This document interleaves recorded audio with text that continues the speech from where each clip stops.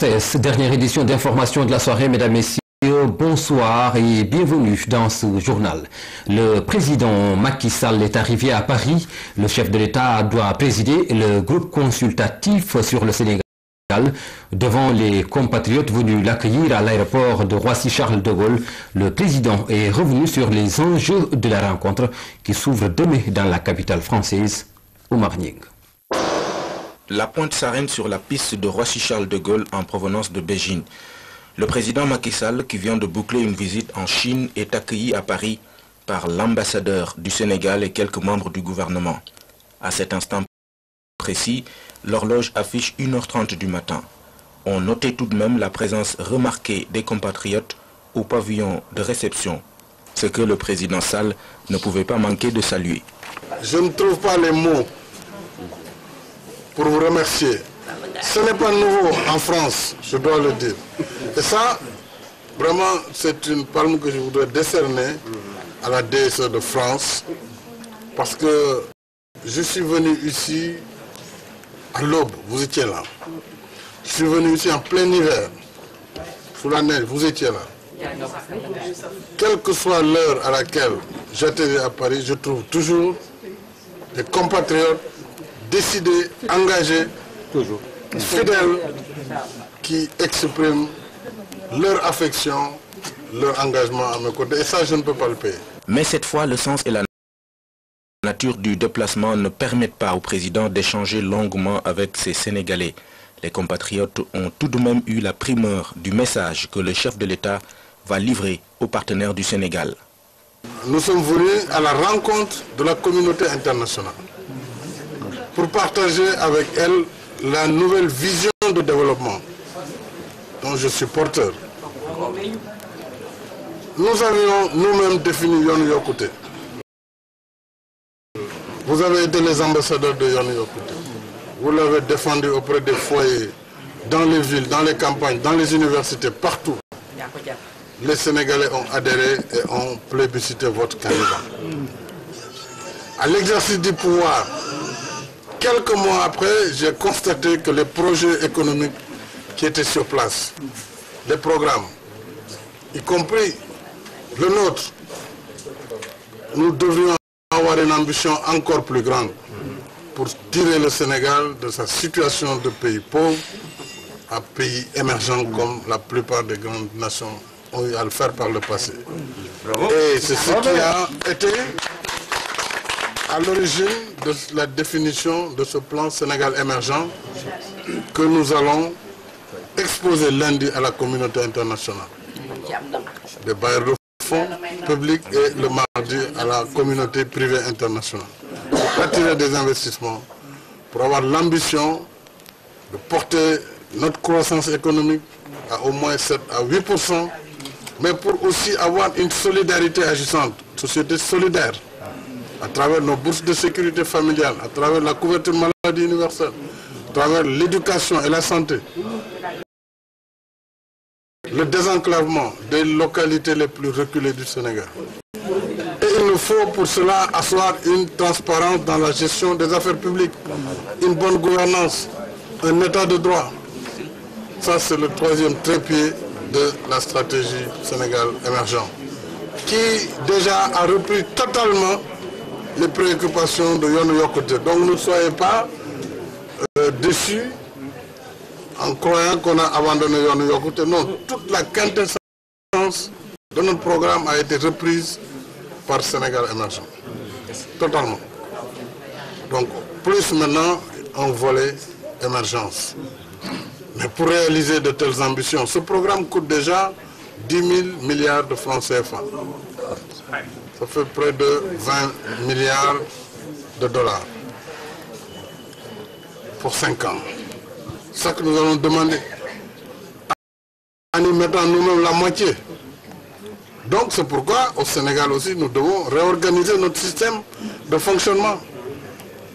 Mettre plus l'argent dans l'investissement pour répondre aux besoins des populations. Ce qui va vous alléger, vous, la tâche d'aller construire des dispensaires ou des bureaux de poste ou des écoles. Ça, c'est le rôle de l'État. Il faut que l'État mette cet argent à la disposition des populations. Réduire notre train de vie, le fonctionnement, être efficace dans la dépense.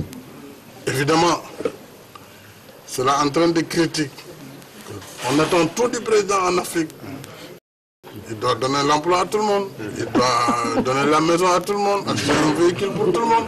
Ça n'est pas compatible avec cette ambition que nous avons pour le Sénégal. Donc la rupture, le changement de mentalité, c'est d'abord nous. C'est nous qui devons porter ça. Pour que dans 5 ans, 10 ans, nos enfants soient dans un pays véritablement développé. Parce qu'un pays capable en ce moment de se prendre en charge et de ne plus tendre la main à quelque pays que ce soit, parce qu'il aura suffisamment de moyens pour pouvoir assurer son fonctionnement. L'enjeu est donc éminemment important, c'est ce que le chef de l'État a compris en décidant de diriger lui-même la délégation. Son arrivée à Paris donne encore plus de crédit au projet qu'il porte et qu'il va soumettre aux bailleurs publics et privés à partir de ce lundi. Le ministre de l'Économie et des Finances a accordé un entretien à notre équipe à Paris. Il a porté sur le plan Sénégal émergent une nouvelle vision du développement, plan partagé au niveau national mais aussi avec beaucoup d'investisseurs, une volonté du chef de l'État d'associer toutes les compétences. Nous vous proposons un extrait de cet entretien. Donner aussi ce plan en tout cas beaucoup de compétences, aussi bien au niveau national qu'au niveau international.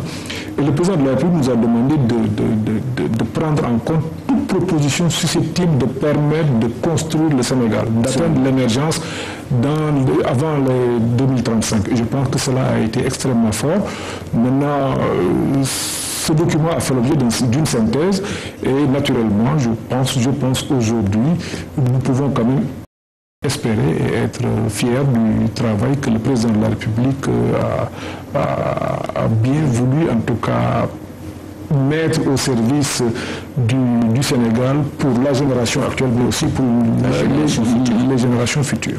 Alors, vous dénombrez combien de participants à quelques heures de l'ouverture de la rencontre?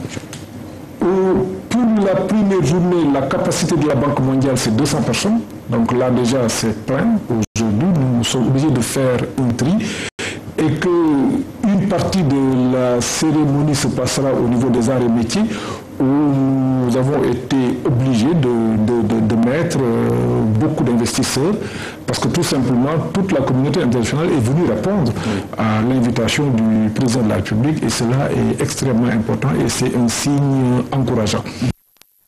Amadou Ba répondait aux questions de Omar Ning dans les locaux de TV5. La nouveauté pour cette 7e réunion du groupe consultatif sur le Sénégal, c'est la journée dédiée au secteur privé. Le 25 février, la délégation sénégalaise va échanger avec des investisseurs privés nationaux comme internationaux et ce sera sur des projets de partenariat public-privé. L'articulation opérationnelle revient au ministère de la promotion des investissements et de partenariats, Daniel Diouf. Développement sans la participation du secteur privé. Ainsi, des projets éligibles au partenariat public-privé sont inscrits dans le plan Sénégal émergent. Il s'agit pour les autorités d'impliquer le secteur privé dans la réalisation des besoins d'investissement dans les différents segments de l'économie. Pour cela, la deuxième journée de la 7e réunion du groupe consultatif sur le Sénégal sera consacrée au secteur privé. Nous allons porter au plaidoyer un portefeuille de 21 projets. En fait, donc, il sera utile de préciser que ce sera un cadre d'échange, de partage entre l'État du Sénégal et le secteur privé national et international. Donc ces projets aujourd'hui sont suffisamment bien documentés pour permettre des échanges fructueux et pouvoir certainement générer des manifestations d'intérêt du secteur privé local et international. Les projets partenariats public-privé touchent plusieurs secteurs. Les infrastructures, l'éducation, la santé, l'agriculture, le tourisme, les zones d'aménagement économique spécial et l'habitat social. Nous porterons le projet de port sec de Kaolack, le projet de tramway à Dakar, nous avons la seconde université de Dakar, nous avons la construction d'une dizaine à quinzaine de résidences universitaires, nous avons aussi la cité du savoir et nous aurons aussi le campus de Dakar International. Et nous aurons le projet de l'hôpital du futur qui va consister à relever le plateau médical de l'hôpital Aristide de Dantec. Nous aurons aussi le centre de cancer qui sera aussi construit au Sénégal. Nous avons la pointe Sarène, nous avons Joal Fignot et le site de Bodiet, entre autres. Au niveau de l'agriculture, nous allons aussi traduire la vision du président par la construction de corridors routiers et des fermes agricoles. Et derrière, on viendra aussi conforter tout ça par les zones économiques spéciales intégrées, donc la DISES, et aussi la cité des affaires qui sera logée dans le futur au niveau de l'actuelle enceinte de l'aéroport Léopold Sédar Senghor. Et finalement aussi, on aura un paquet de projets dans l'habitat social. Pour le gap de financement attendu du secteur privé, il est important de préciser de quoi il s'agit. Signer des accords sur ce type de projet en une journée me semble être difficile. On va vers la promulgation prochaine de la loi PPP qui viendrait faciliter les négociations et pouvoir avancer dans le partenariat public-privé. On s'attend à avoir une manifestation d'intérêt de haut niveau qui permettrait dans le futur de négocier des projets dont la somme totale est de 1 111 milliards de francs CFA. L'espoir est alors permis. Le Sénégal reste confiant de pouvoir mobiliser le gap de financement.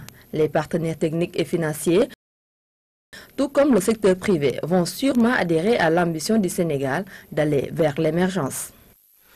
La 7e réunion sur le groupe consultatif du Sénégal s'ouvre donc demain à Paris. La Chine, elle, soutient le plan Sénégal émergent. C'est l'une des retombées de la visite que le président de la République, Macky Sall, vient d'effectuer dans ce pays. Entre autres résultats importants enregistrés, la décision de la Chine de classer le Sénégal comme destination touristique autorisée, le renouvellement du parc de gros porteurs ou encore la construction de l'arène nationale. Le ministre des Affaires étrangères tire ici le bilan. D'abord, le président voudrait exprimer ses profonds sentiments de gratitude, de haute et amicale considération à son Excellence M. Xi Jinping, président de la République populaire de Chine.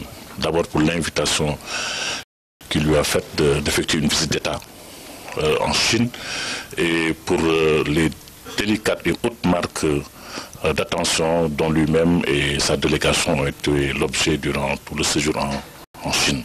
Une visite réussie à tout point de vue, au plan diplomatique comme au plan économique. D'abord, la rencontre avec le président de la République populaire de Chine, et qui a exprimé tout d'abord son soutien au président de la République, à la politique qu'il mène, au service du développement économique et social du Sénégal, au nouveau plan émergent qu'il connaît bien, qu'il a salué, et auquel il a apporté le soutien de la Chine. Le président de la République populaire de Chine a décidé, au nom du gouvernement chinois, de classer le Sénégal comme destination touristique autorisée par la Chine.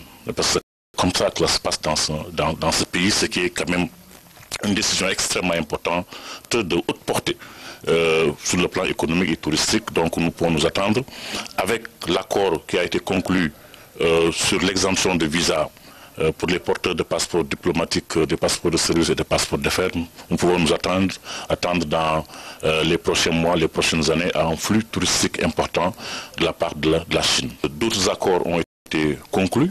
D'abord, le Sénégal a bénéficié de tous les mécanismes offerts par la coopération chinoise. Un don de 100 000 millions de yuan a été accordé au Sénégal, plus de 8 milliards de francs CFA.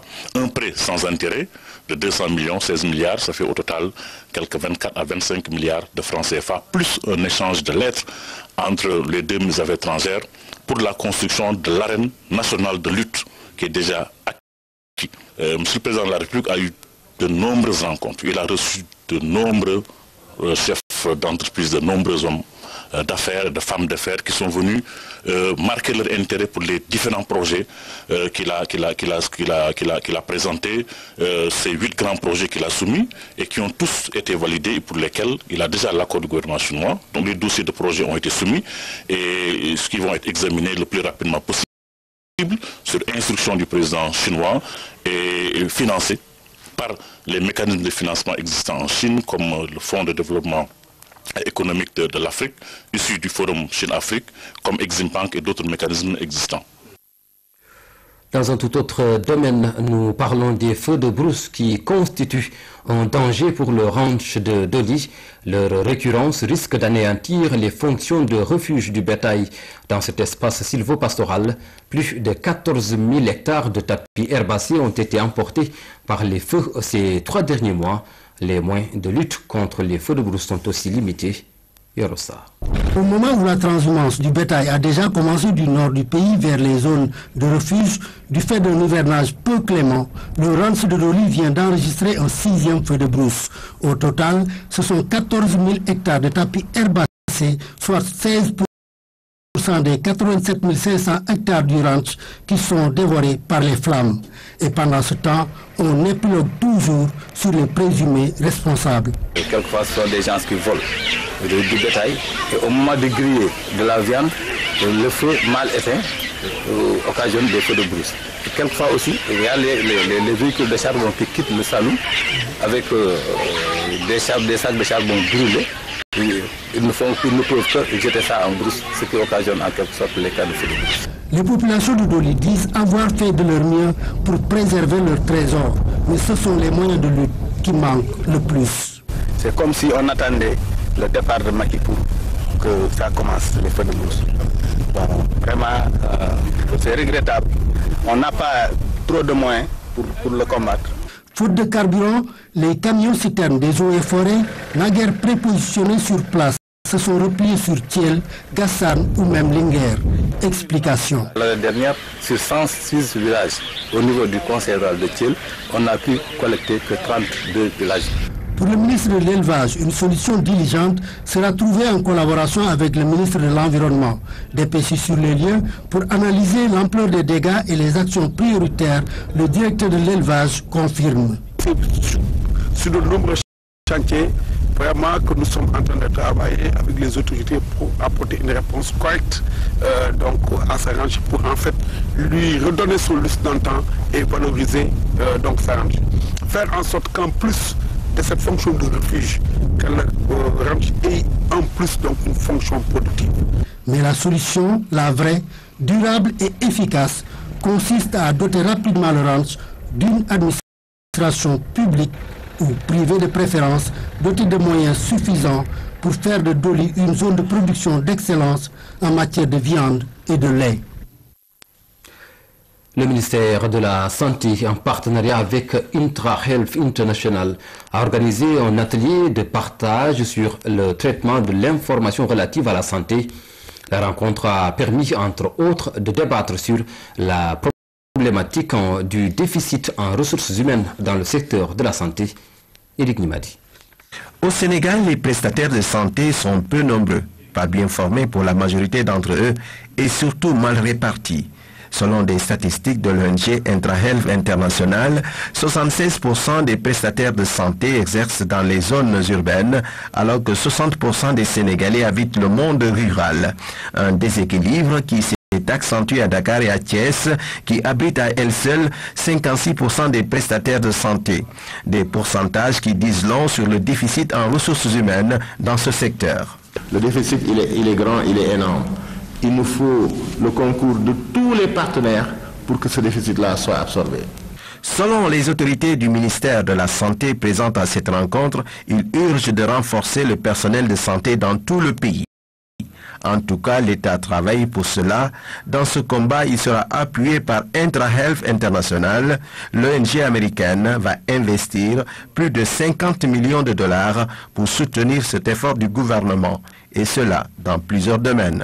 Déjà avec IntraHealth, il y a un programme qui est en cours qui va mettre à la disposition du ministère de la Santé 20 professionnels de la santé dans la région de Ziguinchor et de Kolda. Aucun programme, aucun objectif de santé pourrait être atteint sans les prestataires de services. Donc on a les partenaires qui s'investissent dans le programme de vaccins, de la vaccination, du planning familial, de la lutte contre le VIH-Sida, de la lutte contre le paludisme. Tous ces programmes sont intéressants, mais sans l'infirmier, sans la sage-femme, sans le médecin, rien ne peut se faire. Ce face-à-face avec les journalistes a également permis à IntraHealth International d'aborder d'autres questions liées au traitement des sujets d'actualité sur la santé. Des échanges qui ont permis aux uns et aux autres de partager les expériences de terrain. Objectif, permettre aux autorités de la santé de mieux cerner les problèmes rencontrés par la presse dans sa recherche d'informations sur les questions de santé. Lutte contre la mortalité maternelle et néonatale, le Sénégal va mettre en œuvre un plan de sécurisation de médicaments et autres produits essentiels à la santé de la mère et de l'enfant. 17 produits d'importance vitale figurent dans ce plan soutenu par différents bailleurs en vue de sa validation. La direction de la santé, de la reproduction et de la survie de l'enfant a partagé le plan avec les autorités médicales de la région et des districts de Dakar. Oumar Diaw. À mesure que l'échéance de 2015 approche, l'enjeu de l'accès aux soins de santé, notamment pour les mères et les enfants, devient plus pressant pour de nombreux pays. Les initiatives se multiplient à l'image du plan de sécurisation des produits d'importance vitale pour la santé de la mère et la survie de l'enfant. En plus des initiatives propres du gouvernement, nous avons l'appui des partenaires qui nous ont aidés à élaborer un plan consensuel, un plan participatif qui permet de sécuriser 17 produits essentiels. 17 produits d'importance vitale sont inscrits dans ce plan de sécurisation. L'approvisionnement régulier des centres de santé et la qualité des produits sont essentiels à la concrétisation de ce projet. Qu'il n'y ait pas ces différentes ruptures, qu'on puisse avoir sur le plan opérationnel la disponibilité des produits à temps opportun. Des produits de qualité, cela on n'en disconvient pas parce que nous avons donc plusieurs niveaux de contrôle dans notre pays. Pour la première année du plan, le budget nécessaire est quasiment bouclé. Pour ce qui concerne l'an 1, donc qui commence en 2014, nous avons obtenu 75% des ressources qui étaient dédiées. Ce plan, partagé avec les équipes cadres de région et de district, est soutenu par le système des Nations Unies. Au-delà même des produits qui vont servir à la santé, des produits médicaux qui vont servir à la santé de la mère et de l'enfant, on va prendre en compte toutes les autres interventions qui sont propices à l'amélioration de la santé de la mère et de l'enfant.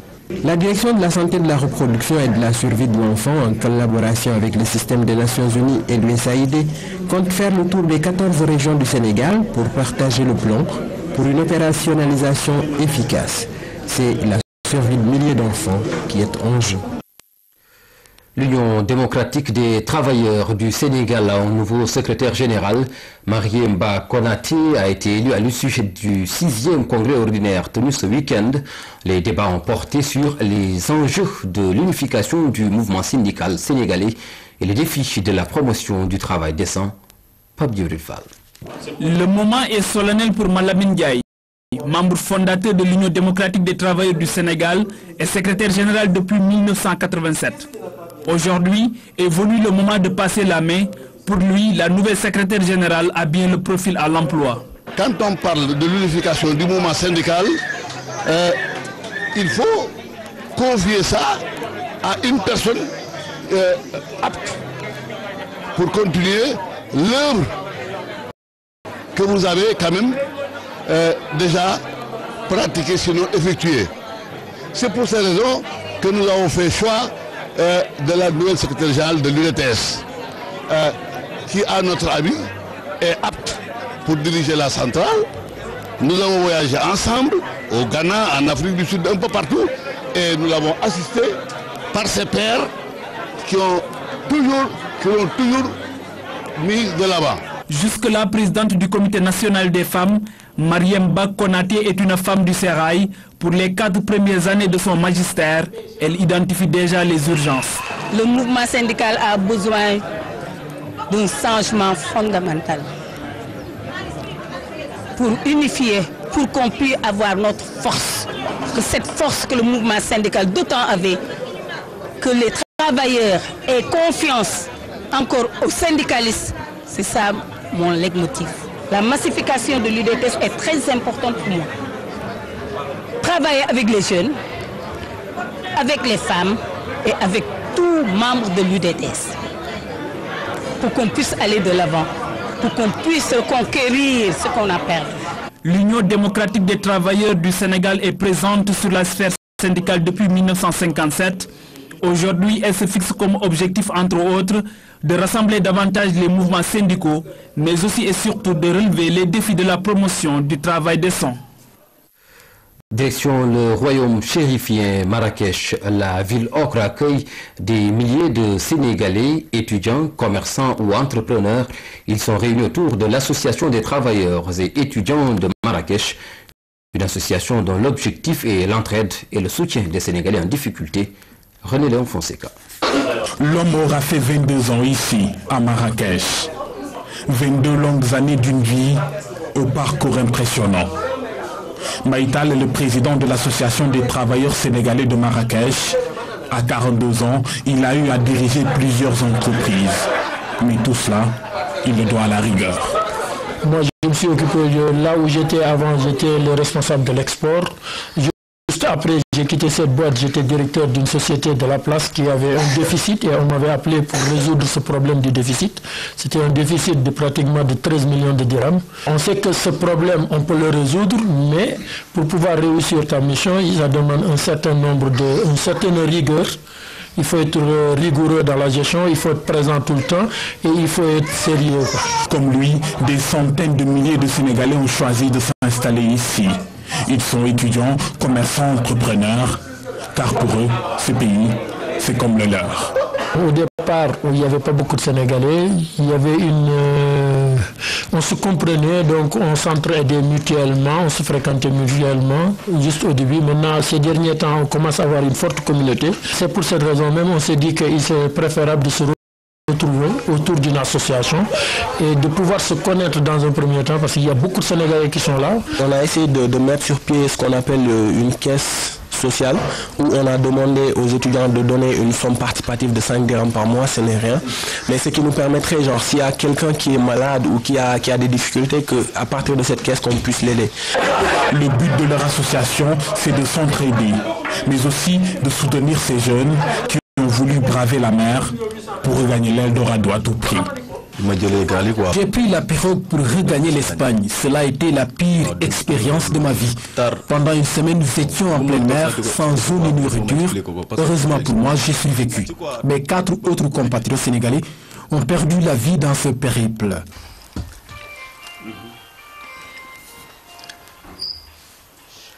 Les membres de l'association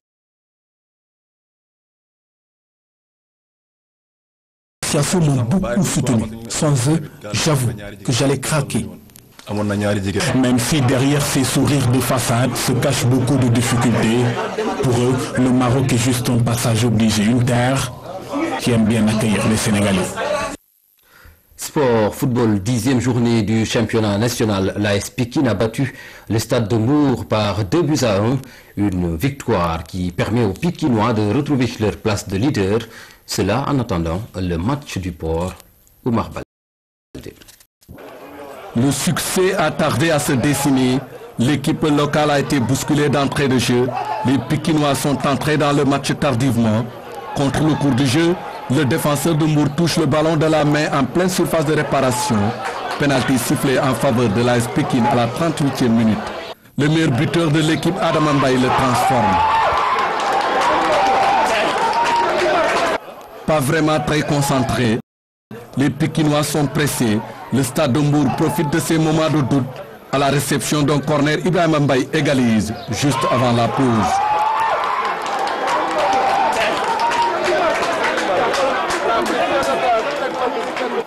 Un but partout à la mi-temps.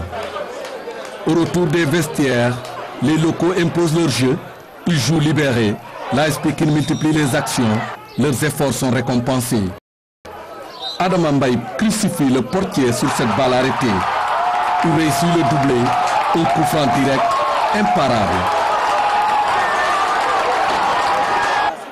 Les visiteurs tentent de se rebiffer. Rien à faire. La messe est dite. Score final 2-1 en faveur de l'AS Pikine. Il nous fallait en tout cas, après un match nul à domicile la dernière fois contre Niaretali, reprendre avec la victoire. Ce qui importe pour nous, c'est d'abord voilà, de continuer à progresser et puis voilà, d'être maître à domicile, de savoir faire la différence et puis voilà, quelles que soient les conditions aussi. L'arbitrage a été pointé du doigt lors de cette rencontre.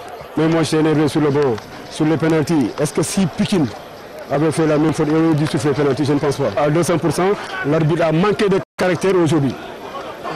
Belle victoire de l'AS Pékin. En attendant le match du port, les Pikinois sont leaders.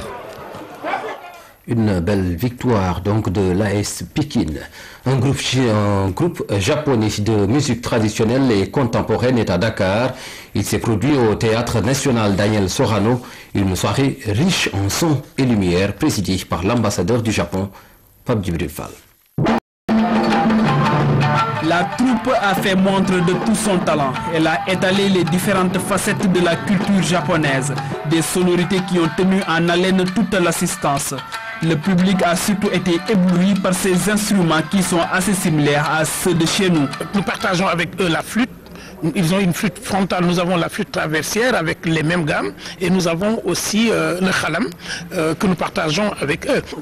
C'est toujours le Japon qui a accompagné le Théâtre National Daniel Sorano dans l'équipement en son et en lumière. Ces échanges culturels viennent à nouveau magnifier l'excellence des relations d'amitié et de coopération. Cette initiative de la fondation japonaise vient renforcer l'axe Dakar-Tokyo. Le gouvernement du Japon est engagé à soutenir le gouvernement du Sénégal dans son développement économique.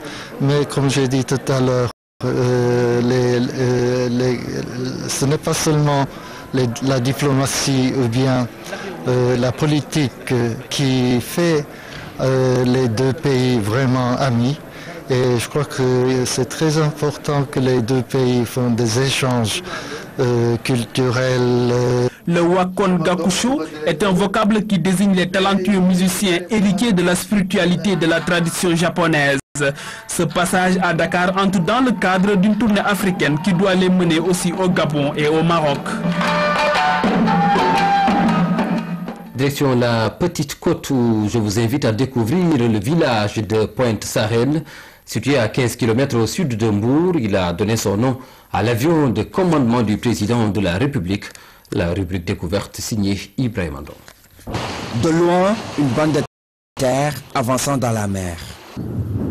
De plus près, un amas de sable en forme d'un demi-cercle. Nous sommes sur la pointe, dans le village de Sarène. Anodine en apparence, la pointe Sarène est d'une grande importance dans l'existence du village. Parce que ce qu'on a constaté, c'est qu'au niveau du village, les vagues sont moins dangereuses. Bon, les vagues sont moins agressives, sont calmes. Et c'est à cause de la pointe. Parce qu'avec la pointe, le vent ne vient pas directement au niveau du village, quoi. Donc, bon, vraiment, les vagues sont calmes et que, bon, les jeunes peuvent se baigner tranquillement, quoi. Ces roches situées en amont de la pointe permettent de fixer le sol, ce qui favorise la reproduction des poissons. Au niveau de ces rochers-là, bon, les poissons viennent pour se reproduire et après ils vont au large. Bon, on constate aussi des oiseaux. C'est des oiseaux migrateurs. Parce que quelquefois, c'est des oiseaux que peuvent attraper les jeunes. Les jeunes du village, quelquefois, ils attrapent ces oiseaux. Mais quelquefois, on constate qu'il y a des bracelets au niveau de leurs pattes, quoi.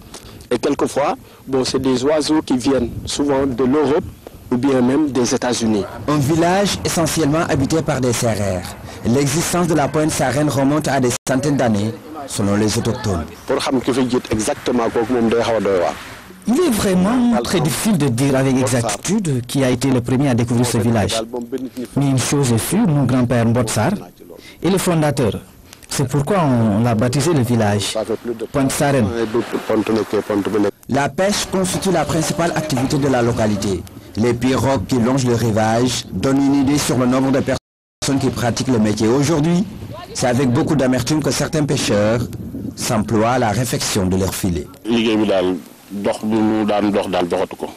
Actuellement, les choses vont de mal en pis. On note une raréfaction du poisson. Et comme vous le savez, nous n'avons que la pêche comme métier. La plupart des jeunes ici sont des pêcheurs. Donc nous demandons juste aux autorités de nous aider pour faire face à cette situation.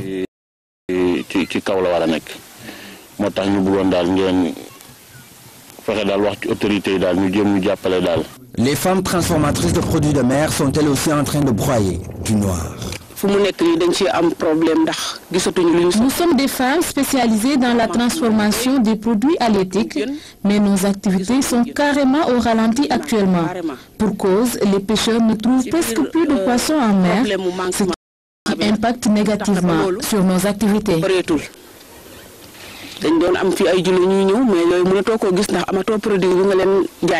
Devant une telle situation, une autre alternative a été trouvée par certains habitants. Nous sommes au bassin de rétention du village. Construit en 1998, l'ouvrage contribue au développement de la localité. Il permet l'exploitation de plusieurs hectares dans les champs, une variété de cultures. Avec la raréfaction des produits halieutiques, on a tout simplement décidé de pratiquer le maraîchage. C'est vrai qu'au début c'était un peu difficile, mais maintenant on s'en sort bien. Avec ses 7000 habitants, le village bénéficie d'un dispensaire construit à l'aide d'une bonne volonté. Il y a d'autres villages qui viennent ici pour se consulter. Par exemple, Rof, Kerkoli, Kercher, Croisement, Polga. Des fois, nous avons 15 ou 20 personnes par jour. Situé sur la petite côte à 15 km du sud de Mbour, Pointe-Sarène suscite la curiosité de beaucoup de visiteurs. Très très bon. Le pays est magnifique, tout est magnifique, mais on est heureux ici parce qu'il n'y a pas les problèmes de rabatteurs qu'on trouve à Dakar, qu'on trouve à Mbour, qu'on trouve à Sali. Ici, c'est super. C'est ce village qui a donné nom à l'avion de commandement du président. Pointe-Sarène est aussi bien parti pour devenir la deuxième station balnéaire du Sénégal après Sali. Par ici, une catégorie de touristes venus contempler le cadre enchanteur du site. Ainsi prend fin ce journal d'ici et d'ailleurs. Merci de l'avoir suivi. Au revoir.